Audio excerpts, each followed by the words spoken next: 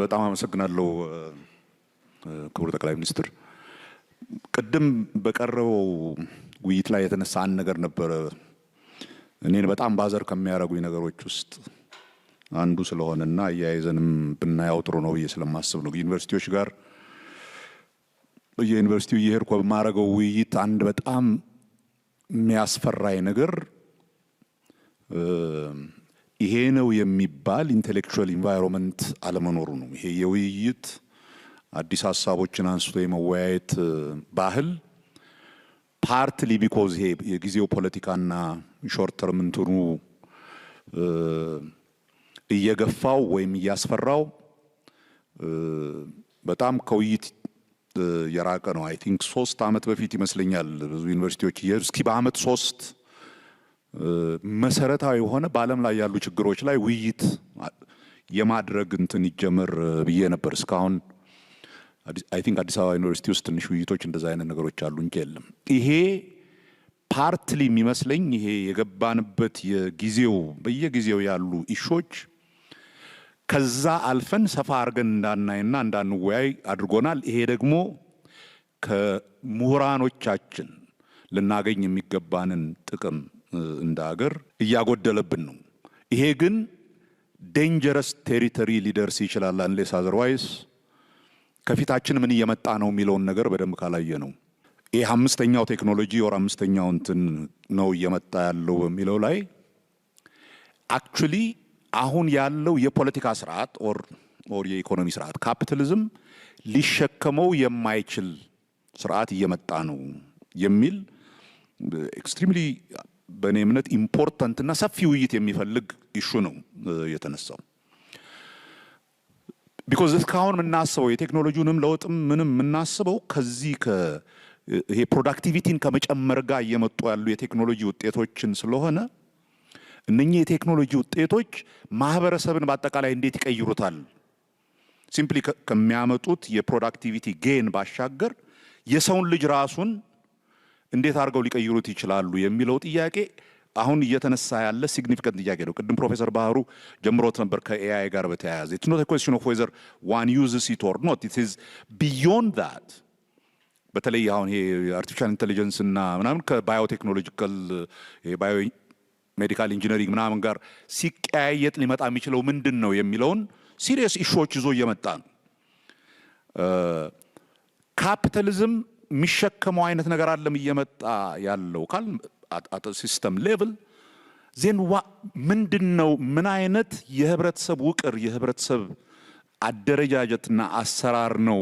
ህብረተሰብ ስል የሰውን ልጅ አጠቃላይ የእውቀት እንትኖች ይዞ ከሂዩማኒቲስ ጀምሮ እስከ ሳይንስና ቴክኖሎጂ ኤንድ ሞራል እንትኑን በሙሉ ጨምሮ አንድ ነገር እየመጣብን ነው። there is this thing coming ግን ምሁራኖቻችን እየተወያዩት አይደለም።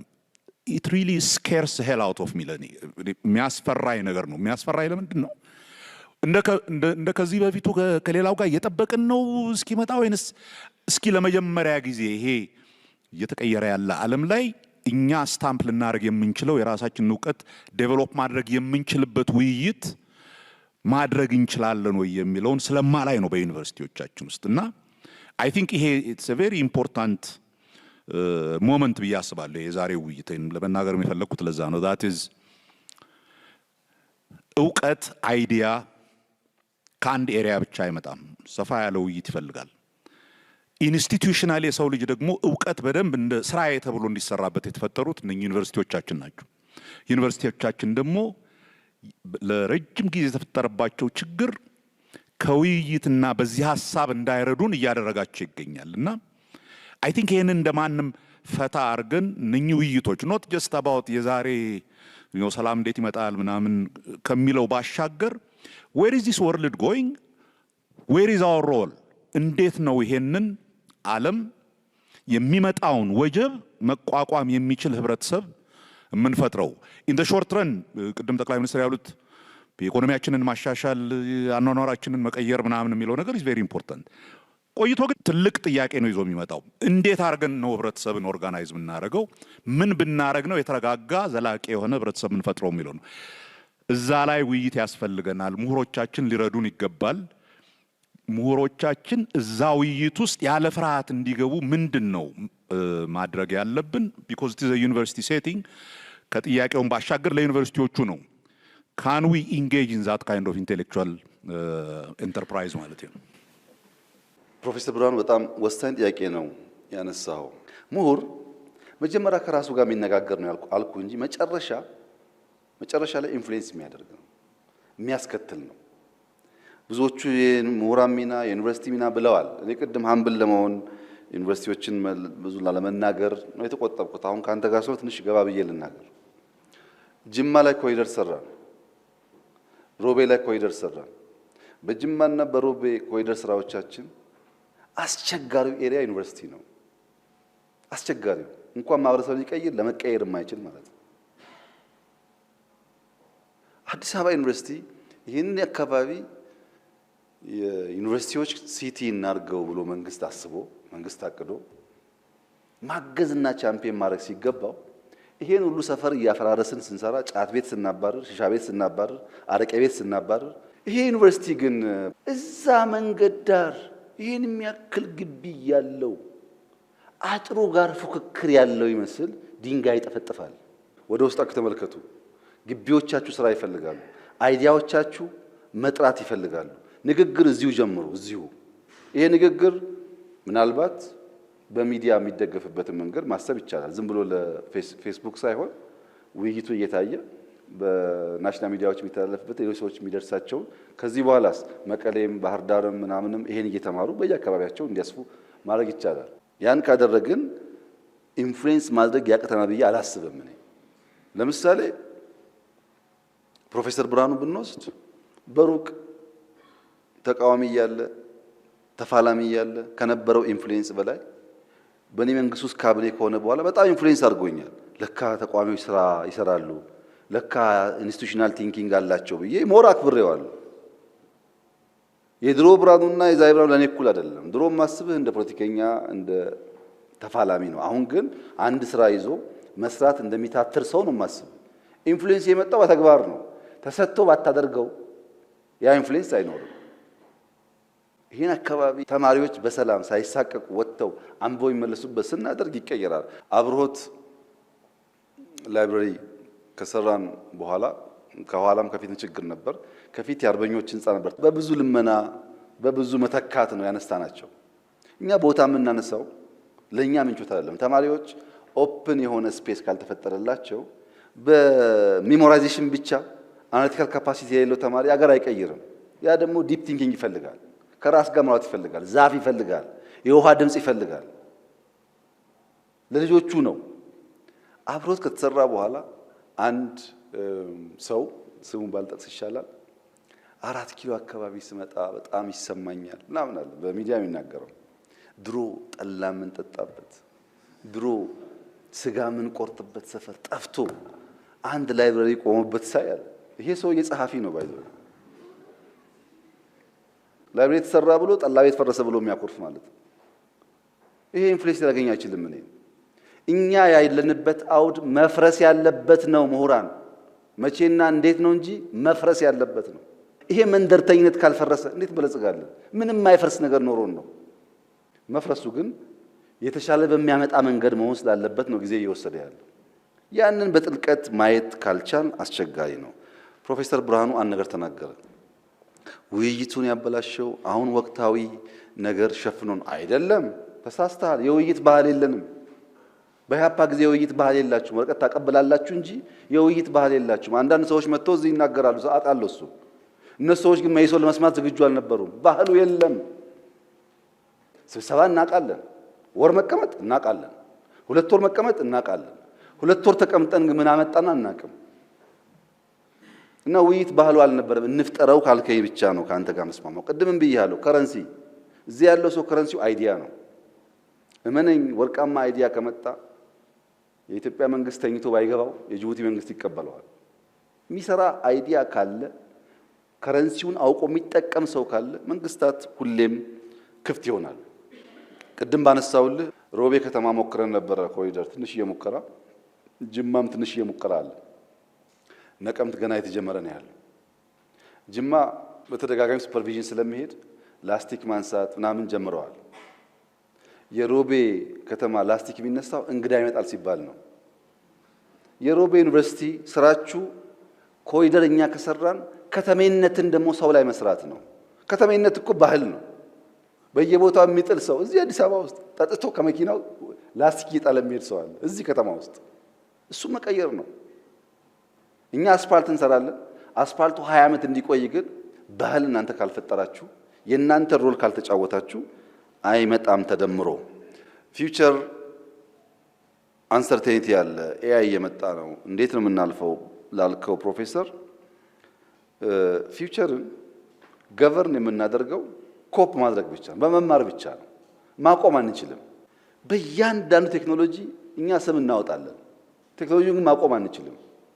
አሁን ኤአይ መጥቷል። ስም ማውጣት አይደለም የሚያስፈልገው፣ መዘጋጀት ነው፣ መማር ነው። ምንም ነገር ይኑረው ነገ ኢትስ የታወቀ ነገር ነው። ከተማርና ከተዘጋጀን ገቨርን እናደርገዋለን፣ ካልተዘጋጀን እንቀራለን። ለሱ ነው መማር የሚያስፈልገው። ኤአይ በእኔ እምነት ኢትዮጵያ በጣም በጣም እድል ያላት ሀገር ናት። ኤአይ አንዱ የሚፈልገው ኢነርጂ ነው።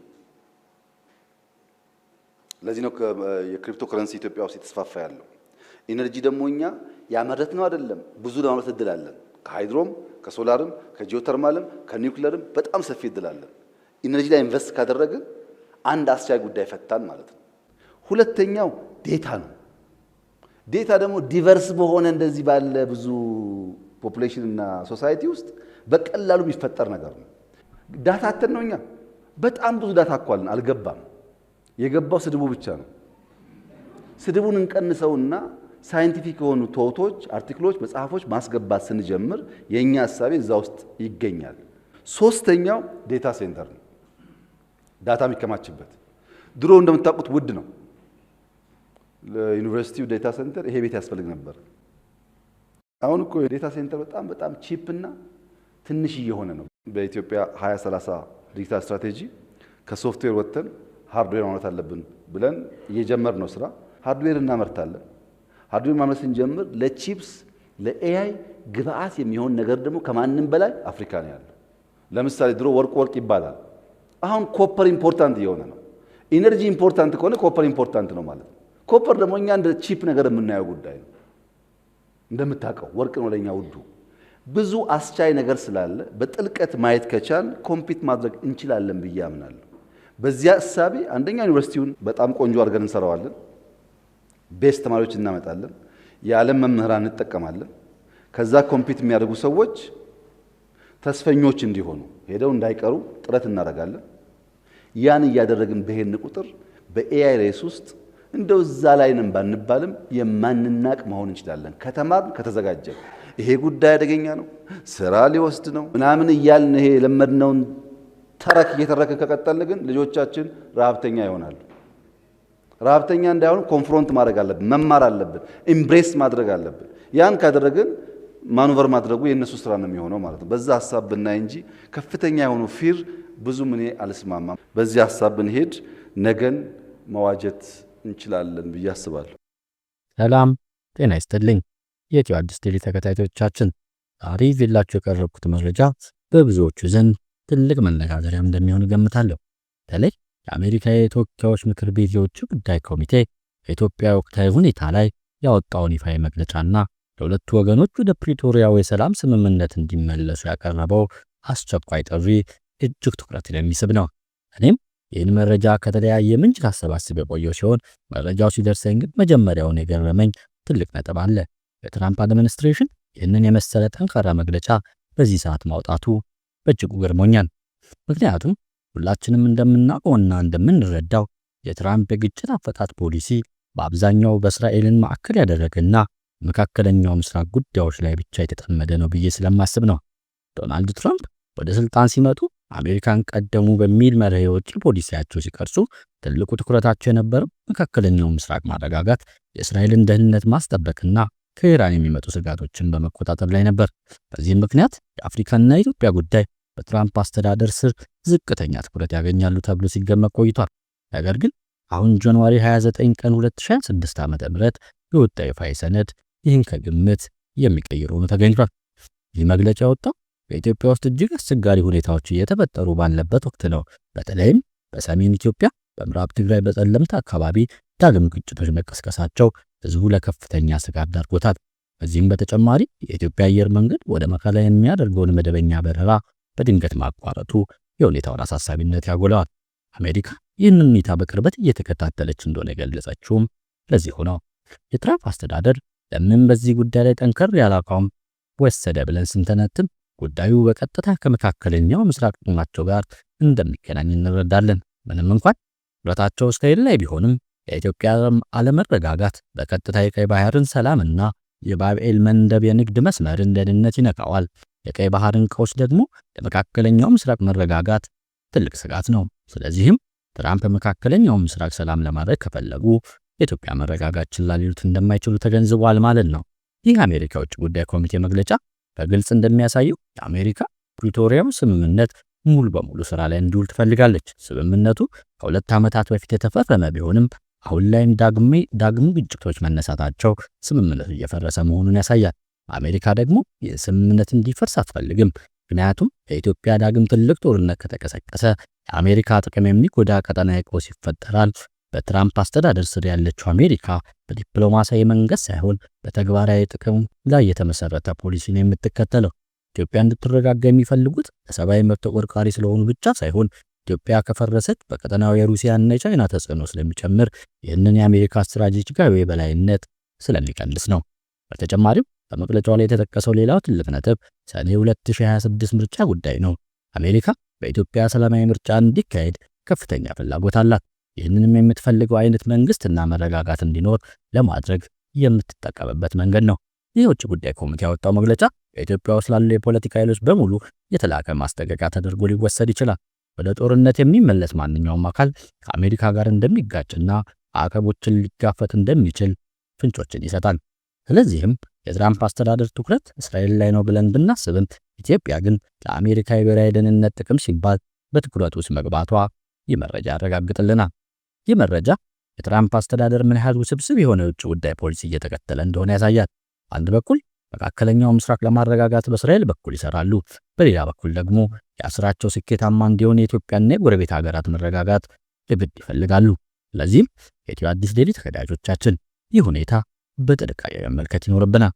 አሜሪካ የፕሪቶሪያውን ስምምነት እንደገና አንስታ የሁሉንም ወገኖች ትኩረት ወደ ሰላም ለማምጣት መሞከሯ በሀገራችን ላይ ያለው ተጽዕኖ ለማሳደግ የምትጠቀምበት ትልቅ መሳሪያ ነው።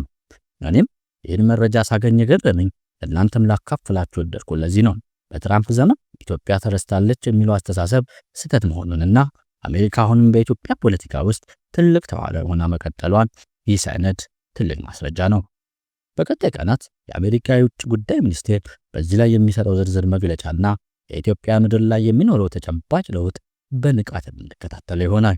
ይህ በእንዲህ እንዳለ የአፍሪካ ህብረት ፌደራል መንግስትና የህወሓት የትግራይ ክልል ሁኔታን ላለማባባስ እንዲታቀቡ ጠይቋል። የአፍሪካ ህብረት ኮሚሽን ሊቀመንበር መሐሙድ አሊ ዩሱፍ ፌደራል መንግስትና የህዝባዊ ወያነ ሓርነት ትግራይ ህወሓት በክልሉ ያለውን ሁኔታ ላለመባባስ ከፍተኛ ሁኔታ እንዲታቀቡ ጠይቋል። በትግራይ ክልል አካባቢዎች እየተስተዋሉ ያሉ ሰሞነኛ ክስተቶች እጅግ እንዳሳሰባቸውም ሊቀመንበሩ ጨምረው ገልጸዋል። የህብረቱ ሊቀመንበር መሐመድ አሊ ዩሱፍ ይህንን ያሉት የዳግመኛ ግጭት ስጋት እያየለ የመጣበትን ፌደራል መንግስትና የትግራይ ኃይሎችን መካረር አስመልክተው ዛሬ አርብ ጥር 22 2018 ዓ.ም ባወጡት መግለጫ ነው። መቃቃር ውስጥ የሰነበቱት ሁለቱ አካላት ባለፉት ቀናት ውስጥ የትግራይና የአማራ ክልል አዋሳኝ በሆነው ጸለምት አካባቢ ግጭት ውስጥ መግባታቸው ተዘግቧል። የአፍሪካ ህብረት ኮሚሽን ሊቀመንበር መሐሙድ አሊ ዩሱፍ በትግራይ ክልል ክፍሎች እየተከናወነ ያለው ሁኔታ በቅርበት እየተከታተሉት እንደሆነ ገልጸዋል። ህብረቱ ያወጣው መግለጫ ሊቀመንበሩ በትግራይ ክልል ከፍተኛ ሁኔታ በቅርበት እየተከታተሉ ሲሆን ከሰሞኑ በታዩት ክስተቶች የተሰማቸውን ጥልቅ ስጋትም አጋርተዋል። ሊቀመንበሩ በመግለጫቸው በአፍሪካ ህብረት የሚመራውና የ2 ዓመቱ ደም አፋሳሽ ጦርነት ያስቆመው የፕሪቶሪያ ስምምነት ማስጠበቅም እንደሚገባ አሳስበዋል። በስምምነቱ አማካኝነት በከፍተኛ ጥረት የተገኙ ውጤቶች ማስጠበቅ እጅግ የላቀና ቀጣይነት ያለው ጠቀሜታ እንደሆነ በመግለጫቸው ላይ አጽንኦት ሰጥተውታል። ሁለቱ ወገኖች ያለው ሁኔታ ሊባባሱ የሚችሉ እርምጃዎችን ከመውሰድ ከፍተኛ ሁኔታ እንዲታቀቡ እንዲሁም መተማመንን ሊሸረሽሩ ከሚችሉ ድርጊቶች ሁሉ እንዲታቀቡ ሊቀመንበሩ ጨምረው ገልጸዋል። የፌዴራል መንግስትና ህወሓት ማንኛቸውም ያልተፈቱ ጉዳዮች የዘላቂ ግጭት የማቆም ስምምነቶች ግዴታዎችና መንፈስ ሙሉ በሙሉ በማክበር ገንቢ በሆነ ውይይት እንዲፈቱ ጥሪ አቅርበዋል። የአፍሪካ ህብረት የፕሪቶሪያው ስምምነት ሙሉ በሙሉና ውጤታማ በሆነ መልኩ እንዲፈጸም የማይናወጥ ቁርጠኝነት እንዳለውም በመግለጫው አጽንኦት ሰጥቷል። በዚህም የሰላም ግንባታና የእርቅ ሂደት ውስጥ ለስምምነቱ ፈራሚ አካላት የሚያደርገውን ቀጣይነት ያለው ድጋፍ እንደሚቀጥልም አስታውቋል። ህብረቱ ለዚህ ስምምነት አፈጻጸም ከመከታተል ባቋቋመው ከፍተኛ ፓናል አማካኝነት የሁለቱ ወገኖች መካከል የሚደረግ ንግግር፣ ትብብርና የመተማመን ግንባታ ሂደትን ለማጠናከር ዝግጁ መሆኑን አመልክቷል። ይህ የሚያደርገው በትግራይ ክልል ዘላቂ ሰላምና መረጋጋት እንዲሰፍን ለማድረግ ለሚደረገው ጥረት ባለው ድጋፍ እንደሆነ ጨምሮ ገልጿል። የአፍሪካ ህብረት ትግራይ ውስጥ ለ2 ዓመታት በተካሄደ የደም አፋሳሽ ጦርነት ያስቆመው በፌዴራል መንግስቱና በህወሓት መካከል የተደረሰውን የፕሪቶሪያ ስምምነት ያደራደረ ዋነኛው አካል እንደሆነ ይታወቃል። ከስምምነቱ በኋላ ላለፉት 3 ዓመታት ሰላም ሰፍኖ የነበረ ቢሆንም በሁለቱ ወገኖች ስምምነቱ ሙሉ ተግባራዊ አልሆነም በማለት ሲካሰሱ ቆይተዋል። ላለፉት ወራት ፌዴራል መንግስትና በህወሓት መካከል ያለው አለመግባባት እየተባባሰ ውጥረት ውስጥ የቆየ ሲሆን በዚህ ሳምንት መጀመሪያ ላይ ግጭቶች መካሄዳቸው ተዘግቧል። የፌዴራል መንግስቱ የመከላከያ ሰራዊትና በህወሓት መካከል ግጭቶች መካሄዳቸውን ለዲፕሎማሲና የደህንነት ምንጮች የተናገሩ ቢሆንም መንግስትም ሆነ ህወሓት እስካሁን ስለ ሁኔታው በይፋ የገለጹት ነገር የለም። በተያያዘ መረጃ ስምረት ፓርቲ አላቀሩ ቡድን ከባድ መሳሪያዎችን ወደ አማራና አፋር ክልሎች እያስጠጋ ነው ብሏል። በጠቅላይ ሚኒስትሩ የምስራቅ አፍሪካ ጉዳዮች አማካሪ አቶ ጌታቸው ረዳ የሚመራው ተቃዋሚ ፓርቲ ዲሞክራሲያዊ ስምረት ትግራይ ስምረት አላቀሩ ቡድን ሲል የጠራው አካል የአፋር ክልልና የጎንደርን የሚያካልለው መጠነ ሰፊ ጥቃት ለማካሄድ የሚያደርገውን ዝግጅት ጨርሶ ተኩስ ከፍቷል ሲል ወነጀለ። ቡድኑ ከባድ መሳሪያዎችን ከቀበረበትና ከደበቀበት በመውጣት ወደ አማራና አፋር ክልሎች እያስጠጋ ነው ያለው ስምረት የፕሪቶሪያው ስምምነትን በይፋ ፍርሶታል ሲልም ከሷል። ህዝባዊ ወያነ ሓርነት ትግራይ ህወሓት ተነጥለው በወጡ ከፍተኛ የቀድሞ የትግራይ አመራሮች የተመሰረተው ስምረት ይህ መግለጫ ያወጣው በመከላከያ ሰራዊትና የትግራይ ኃይሎች ግጭቶች ውስጥ መግባታቸው ከተዘገበ በኋላ ነው። የዜና ወኪሎች ኤኤፍፒ እና ሮይተርስ የአማራና የትግራይ ክልሎች በይገባኛል የሚወዛገቡበት የጸለምት አካባቢ በኢትዮጵያ መንግስትና በትግራይ ኃይሎች መካከል ግጭት መካሄዱን የደህንነትና የዲፕሎማሲ ምንጮችን በመጥቀስ ዘግበዋል። ስምረት ሐምሌ ጥር 21 2018 ዓ.ም ባወጣው መግለጫ ጸለምት ላይ ግጭት መካሄዱን ጠቁሟል። ተቃዋሚ ፓርቲ በአካባቢው ለተካሄደው ወታደራዊ እንቅስቃሴ ተጠያቂ ያደረገው ኋላ ቀርና የወንጀል ቡድን ሲል የጠራው አካል ነው። የፓርቲው ፕሬዝዳንት የሆኑት አቶ ጌታቸው ከዚህ ቀደም ባደረጓቸው ንግግሮች አጋሮቻቸው የነበሩትን የህወሓት አመራሮች በዚህ ስያሜ ሲጠሩ ቆይተዋል። ፓርቲው በመግለጫው ቡድን የፕሪቶሪያውን ስምምነት በመጣስ ህዝባችንን ደህንነት ወደ አደጋ የሚከት የጦርነት ዘመቻ ጀምሯል ብሏል። ቡድኑ ይህን እያደረገ ያለው የግዛትና የአንድነትና የተፈናቃዮች ጉዳይ በምክንያት በማንሳት እንደሆነ በመጥቀስም ወቅሷል። ይህ ቡድን ከሻዕቢያ የተሰጠውን ተልዕኮ በመቀበል ለትግራይ ግዛታዊ አንድነት ምንም ትርጉም የሌለው እስከ አፋር ክልልና ጎንደርን የሚያካልል መጠነ ሰፊ ጥቃት ለማካሄድ ዝግጅቱን ጨርሶ ለህዝብ በቅጡ ሳይናገር የኃይልና እንቅስቃሴና ተኩስ እያደረገ ነው ብሏል። ቀደም ብሎ የቀበራቸውና የደበቃቸው ከባድ መሳሪያዎች ከቀበረበትና ከደበቀበት በማውጣት ወደ አማራና አፋር ክልሎች እያስጠጋ ይገኛል ሲልም ከሷል። የወታደራዊ እንቅስቃሴ እየተከናወነ ያለው ግና ስርዓትን በመርገጥ እንዲሁም የፕሪቶሪያውን ውል ሙሉ በሙሉ በማፍረስ እንደሆነም በመግለጫው አስፍረዋል። ቡድኑ ይህንን የዘፈቀደ ጦርነት እየመራ ያለው ከሻዕቢያ ስርዓት ጋር ተሰልፎ ነው ሲልም ከሷል። ስምረት ለተጎዱ የትግራይ ሰራዊት አባላት ስም በማመካኘት ገንዘብ ሲሰበስብና ሁለገብ ዝግጅት ሲያካሄድ ነበር ሲልም ቡድኑ ወንጅሏል። በዚህም ሳምንት በጸለምት አቅጣጫ የጀመረው ጦርነት የድሃ ልጆች የሆኑ ወጣቶችን የጥይት ራት አድርጎ ታሪክ ይቅር የማይለው ስህተት ሲፈጽም ታይቷል ሲልም በአማራና በትግራይ አዋሳኝ አካባቢዎች ወታደራዊ እንቅስቃሴ እንደነበር አመልክቷል። ትግራይ የግዛት ወሰን ማስከበርና የተፈናቃዮች ደህንነት በተጠበቀ መንገድ መመለስ አስፈላጊ መሆኑን የጠቀሰው ስምረት ይህ ግን በሰላማዊና ህጋዊ መንገድ በፕሪቶሪያው ውል መሰረት የሚፈጸም እንጂ በጦርነትና በጦርነት ዛቻ የሚመለስ አይደለም ሲል አቋሙን አሳውቋል። ዓለም አቀፉ ማህበረሰብ የፕሪቶሪያውን ስምምነት እንዲፈጸምና ሁለንተናዊ ጫና እንዲያሳድር ይሁን የቡድን ከትግራይ ህዝብ ጫንቃ ላይ እንዲወርድ እንዲተባበርም ጥሪ አቅርቧል። የትግራይ ህዝብ እየተካሄደ ያለውን አደገኛ ውጭ ኃይሎች ጦርነት በጥብቅ እንዲያወግዝም እንዲሁም ሰራዊት ውስጥ ያሉ ልጆችን እንዲመክርም ጠይቋል። ባለፉት ቀናት በፌዴራል መንግስትና በትግራይ ኃይሎች መካከል ግጭቶች መካሄዳቸውን የሚጠቁሙ መረጃዎች ቢወጡም እስካሁን ድረስ በሁለቱም አካላት የተሰጠ ይፋ የማረጋገጫ ሆነ ማብራሪያ የለም።